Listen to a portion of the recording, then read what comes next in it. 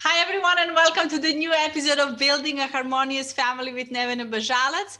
And today, in this episode, we're going to be talking about how to grow and raise happy children. We're going to talk about what is parenting by love, because my guest is Hoda Elsobky. And Hoda, originally from Egypt, living here in Dubai, is award-winning author of a book, Dare to Be Happy. She's a proud mother as well, and she's been on a quite interesting journey of parenting as well. So, Hoda, thank you so much for being here today. Thank you, Nivana, for the great introduction. It's a great pleasure to connect with you again and to discuss anything and everything related to harmonious family and raising balanced and happy children. Amazing. So tell us a little bit more about yourself.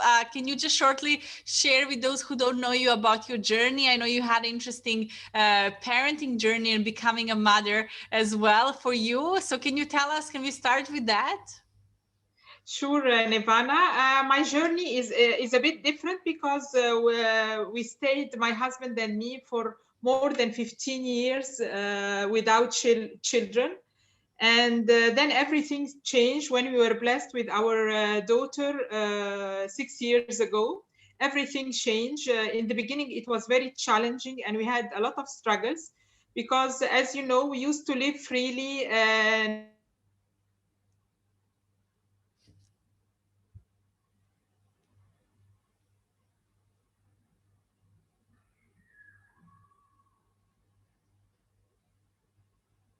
course, the experience of parenting turned our whole life upside down.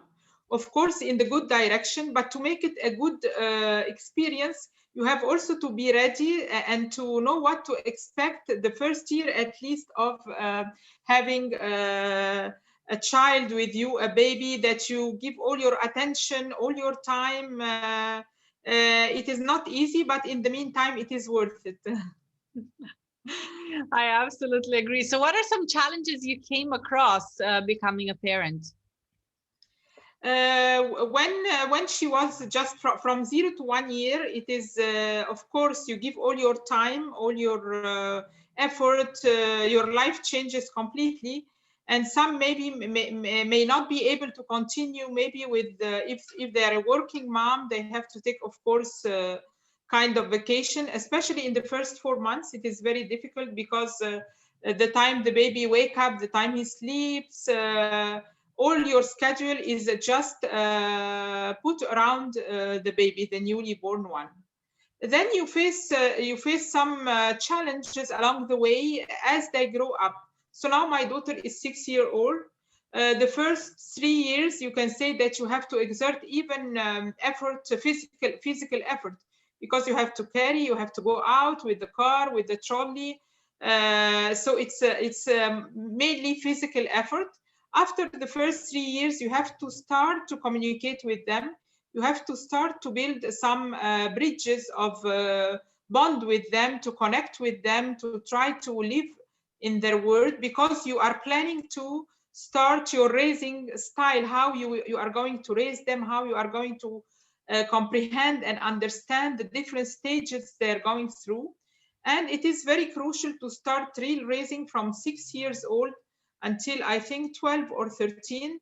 That's the age that you have to raise them, put all the values you want to put in them. And so from here, from 6 years old, and I would say even start from 4 years old, to get into their world, to try to emphasize your values and what you expect from them. But to arrive safely at this stage, you have to take it slowly and gradually, and according to their age, according to their comprehension, according to their understanding, and according to their growth. But I would say you have to start as early as from 4 years old. Yeah, even earlier. I mean, working for many years in early education from 0 to 4, it was so incredible to see children, how much they understand, how they know what is right, what is wrong, and they can be taught. as well, what kind of behaviors we accept as a society, what we don't accept. So sometimes as parents, we see them because they're young, they don't have all the knowledge and understanding. We think they don't understand, but they understand much more. And I think it's even when they're not even speaking before 2 years old, they still understand. So the things we say, and like you say, the values, they can be imposed. It's sometimes as parents, we think, oh, they're still little, I will work on that later, but actually you can start from the day one, basically, on all of those things. You are right. And especially these days, the generation that we call alpha generation, from 0 to 6 years old now, they are really an amazing generation. They understand extremely well. You can even consider them as a partner to you, not as children, because they really understand everything, and they have a big horizon through the internet, through all this stuff, through YouTube. They can understand everything. So it is easy and it is difficult for us as parents. So tell me a little bit more. You're an author of a book, Dare to Be Happy, and we want to talk a little bit more about your style of parenting, something you call parenting by love. So can you tell us a little bit more about what did you discover on this journey of being a parent, and what is parenting by love, what is not parenting by love, and how can parents implement this? That's a great question, Nivana. Thank you for the question. Because today we hear the modern way of raising, we hear about the technologically accelerated world we are living in, the consumer-driven market. Everything is bombarding us, so we don't know what is the real challenge we are facing, and what is the best way to raise our children. There is the way of punishment and rewards. All these are fine, but to tell you the truth, for me, there is only 100% irrefutable way of raising. It is a genuine way of raising, and that is what I call raising by love, raising through love.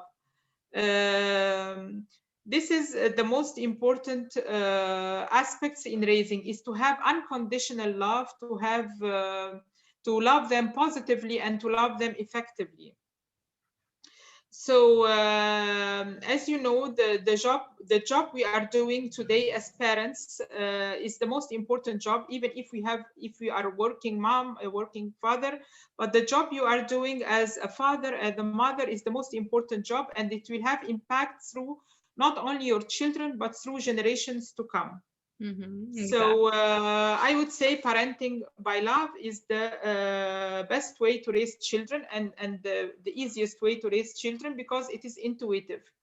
So we need to grow children into tolerant, sympathetic, impactful adult who can lead in the future a meaningful, a fulfilled, and a successful and happy life. So now I will talk about what is parenting by love. I wrote some notes just to remind me. It means so much. It means that you show care. It means that you lend attention. It means that you are present to your children with all your senses. It means that you make them feel understood. It means that you pay attention to their feeling, and you put yourself in the context, and you try to see the world through their eyes, maybe and to see the struggles they are facing. If it doesn't make sense to you, but it makes perfect sense to them. So you have to go to their world and to try and understand and feel them, let them feel they are really understood by you. And by building this connection of trust and of connecting, this will have great impact on the children themselves, as long as when they grow up. And even when they are adult, it will have great impact on them to feel that their parents really understand them and pay attention to their feelings, and are always bonding with them.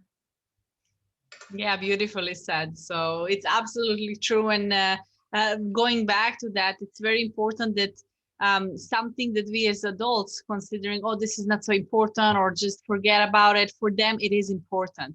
It's very acknowledging that for them, acknowledging how they feel. It's really a great step to have the deep bond with your children. Exactly. So that's the first step, is to have this bond. Start by creating this bond, and be careful with it, because this is very important. And try to make this bond directly with your children. Don't make any third party like a nanny or whoever know, you are the one responsible to understand them and to be very close to them. So now I would say 5 points that parenting by love, maybe people, they get confused about it. I would say 5 points that parenting by love is not. So number one, parenting by love is not to condition loving them by doing a specific task that you ask from them. But instead, love is an ongoing process. So if they make a mistake, that does not mean that you stop loving them. So you don't have to condition your love to them being good or doing good attitude, because at the end of the day, they are children and they can make mistakes. Number two, parenting by love is not derived by the love of possessing or controlling to satisfy our own desire, but instead, true love is never a possession. Just try to provide them with doses of kindness, of unconditional love, and of compassion. Number three, parenting by love does not mean that there is no discipline, does not mean that there is no decisiveness, severity, and maybe withdrawal of some privileges, but it means that you have the right balance as a parent and you use the right tool at the right moment and the right time. Number four, parenting by love does not mean to obey, to fulfill all their desires, their needs, because this will generate greedy and arrogant, narcissistic, and even envious children. But it means as parents, we should be responsible and wise enough to respond sensibly to their needs, to their proper needs. Number five, which parenting by love is not, it does not mean that the parents should carry the responsibility on behalf of their children and the duties, because this will generate really passive, irresponsible, and egoistic, and even self-centered children. But you have instead to delegate and share the responsibility with them, but according to their age, according to their growth, and according to their understanding. Amazing. So I hope I made it clear this concept of parenting by love, which is it's not a new concept, but the trend and of raising children is nowadays going back to basic and going back to kindness, to compassion, and empathize with the children more, because they have great minds. They're not little children. Their mind is really, you will be amazed at the amount of knowledge they have and understanding. Yes, absolutely. And I think parents are sometimes overwhelmed now with everything, with conscious parenting and gentle parenting, and I see them going to extremes. So they don't want to be in a certain way how we were raised, maybe being strict and punished, but then they go, like you said, in other direction where they fulfill all desires and they never want to say no to the children, right? So how will children learn some kind of authority? So it's very important that I think parents always remember they are the parent and you have the responsibility to guide them and tell them no and yes and what is right and what is wrong. And also for them not to have everything served on their plate, not to have everything done for them, not to have, every desire fulfilled, because they have to experience a little bit more desire, a little bit of struggle, so they develop the resilience in them. So they're more emotionally stronger in a way. And I think that's what's very important. Exactly. Absolutely. Yeah. So tell me a little bit more about I want to ask you, what is the main problem maybe you see these days among parents? What are the struggles they have? And what is advice you would give for them to overcome that struggle? Yes, exactly as you said. I think one of the main problem today is that we obey the children materialistic desires in a way that is going like crazy. We are just whatever they want, we provide them with the new iPad, with the latest iPhone, with the latest game, with the latest, even on the computer, the games we buy continuously for them. And I think this is not only the problem of children or the parents, this is the world we are living in. We are actually bombarded by by the media, by the social media, by everything. And even the marketing effort everywhere is going to the direction of making one feel not enough. Yeah. So be careful, because this is very dangerous for the children. We as adults, we grow up feeling that we are not enough because of the marketing effort. You have to buy this to be good enough. You have to be driving a car, I don't know what. You have to have the mobile to be what. and everything around the material world is leading us really to depression. Why? Because they want to make you feel unsatisfied. They want to make you feel unhappy. Because the moment you feel happy about yourself, the moment you feel satisfied about yourself, you will simply not buy. You will not buy. So be careful not to let the children fall into this trap. If you obey all their demands, everything they have, whatever they need, money, it's an easy money, they will fall into the trap and they will grow up unhappy children. And this is something that parents, of course, they don't want this. They want their children to be happy. So in order for them to be happy, you have to raise them in a resilient way, to feel that happiness comes from the inside. It is not the price of things, it is the value of things. So when they grow up, they can appreciate the value of things and not the price. And not to have this feeling that the more they want more. No, sometimes the less is more. So we don't want to grow our children. I think this is the main problem, the main struggle and challenge we are raising our children in this era, is this part, because it leads to unhappy children and unhappy adult in the future. And they don't have the tools to make themselves happy because they think happiness comes from outside. Yeah. So you have to build in them that sense that happiness is an inside work. And you have to, this proverb that say, don't give me a fish, but teach me how to fish. Yes. This is very true to the happiness. You have to teach the children how to be happy. It is not enough that they're happy in your house. They are happy, they're buying everything they need, they feel they have all the comfort they need. This is not enough. But you have to teach them when they grow up how themselves to make themselves happy and not depend on outside sources. So I think this is the main challenge we are facing today. Yeah. And I think it's the challenge that we as parents are facing. It's not so much on children. And that's part of my mission.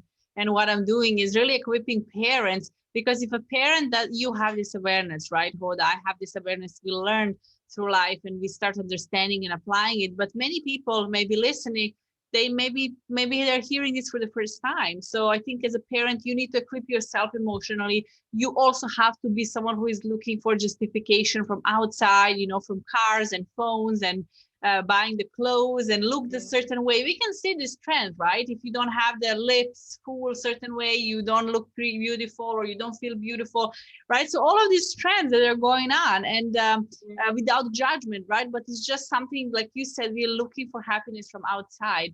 And I think as parents, we need to first equip ourselves, understand this, have the awareness so we can transfer to our children, which obviously, hopefully we help some people through this episode. So tell me a little bit more about your book.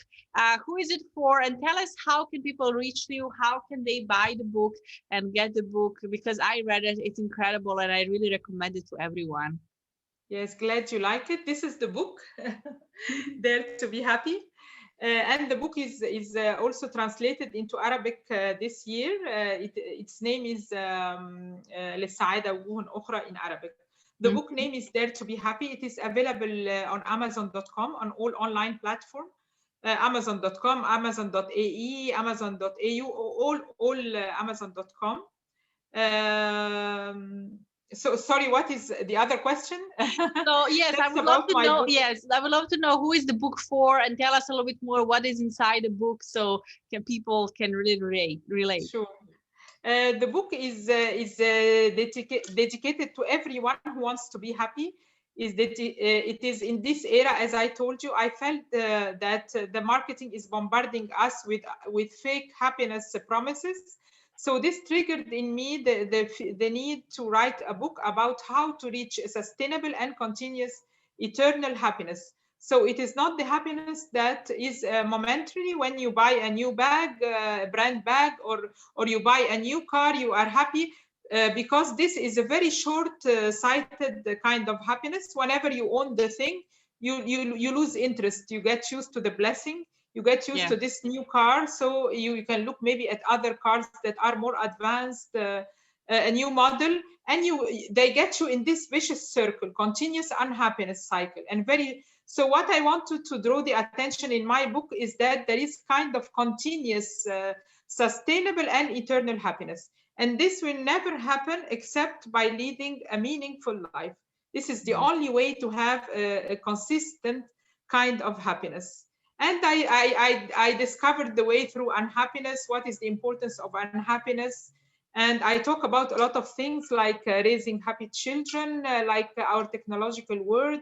I raised the question, why is it happiness something crucial since the time of BC, since Aristotle and Socrates? They were always seeking happiness. So what's wrong with our world? Why we don't seem to get it right? Why we don't seem to reach the true happiness?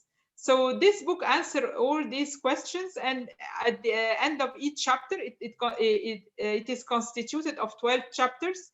At the end of each chapter, there are 3 basic questions that each one can answer, and it will help him or help her to approach to the real sources of his own happiness. So by the end of the book, you can really apply all these strategies and you can reach the consistent, sustainable, eternal happiness. Amazing. We're going to make sure to put the link in the description of this video for everyone who want to purchase the book and connect with you, Hoda. I really want to thank you for being here today for this amazing interview that helped me listening and helped so many other listeners. Anything else you would like to add for us? Thank you very much, Nivana, for this great episode. I would add the 3 things that we must understand about our children in the end. These are the top 3 advice I would always advise parents to understand 3 main things, and that is number 1, to understand that the children are really doing their best. So most of the time they are doing the best that they can according to their own knowledge. So whatever they do, even as I said, even if it seems illogical to us, it makes perfect sense to them. So keep that in mind. So you will build a bridge with them. Keep that in mind. Your children are doing their best. Number 2 is to understand that they are human, exactly as we are human. They make mistake and we make mistake. So you have to understand this and have enough courage and tolerance to even bear their mistakes. Instead, you need to guide them effectively and courageously, and to grow the feeling into them that they are being understood. And this will reflect later in their sense of empathy, their sense of compassion, and this will grow their emotional intelligence. And number 3, I want parents to understand the context of why, if there is a misbehavior, I want them to dig deep to understand the context. Maybe it is something totally different than what they are saying. So be patient with your children. Try always to live in their word and to understand the concept behind the misbehavior that you don't like about them, or the naughty things they do. Try always to be behind the scene, because you will find missing a lot of missing information behind the scene. Don't just stop at the misbehavior or at the naughty things they do, but go deeper to understand the whole concept behind it. Absolutely. And these are the 3 things I feel they are very important in raising children. Yes, absolutely true. Well, thank you, Hoda. I want to thank you once again. This was really a marvelous episode, and I want to thank all the listeners for being here, for listening. Make sure to download, subscribe, share this episode with others, and I will see you in the next one.